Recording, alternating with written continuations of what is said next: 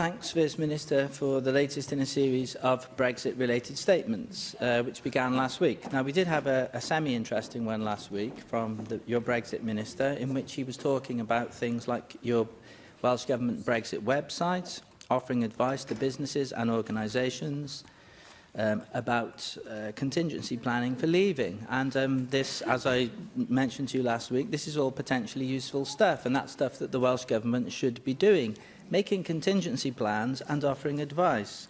I don't see much of that nature in this statement of yours today.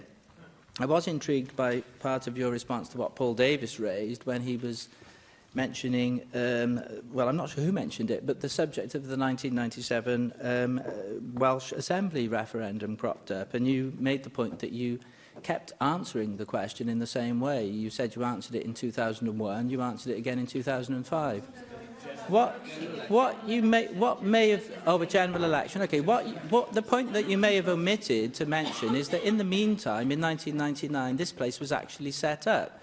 So actually, the result of the referendum was implemented. So I fail to see how that, by that logic, you were going to thwart the result of this referendum that we had in 2016 on Britain's membership of the European Union.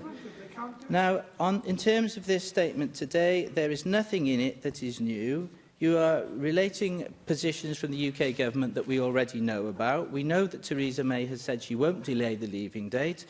We know that she won't consider a second referendum. We also know your position on all this, which you're making clearer now, but we've known it for some time, that you want a second referendum. My only real question about today's statement is why are you wasting the time of this chamber with this essentially empty nonsense?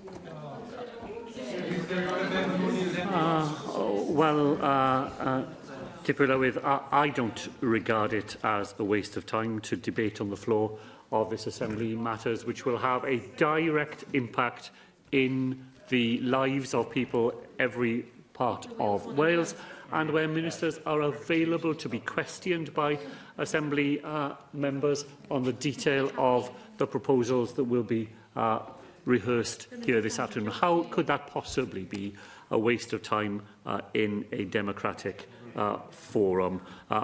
This was a genuine attempt by this government to demonstrate the seriousness of the position we find ourselves in, to be clear with people in Wales about our assessment of what a no-deal Brexit would mean for public services, for business and for their lives, and then to make sure that they have the most up-to-date available information about the actions that we are taking, and then to hear from others, as, to be fair, we have had contributions from both the Conservative Party and Plaid Cymru here this afternoon, making some further and constructive proposals about the way in which we can work together to make sure that, were that to happen, we're able to share information, think ahead together, and do our best to mitigate the impact here in Wales. I don't regard that as a waste of time.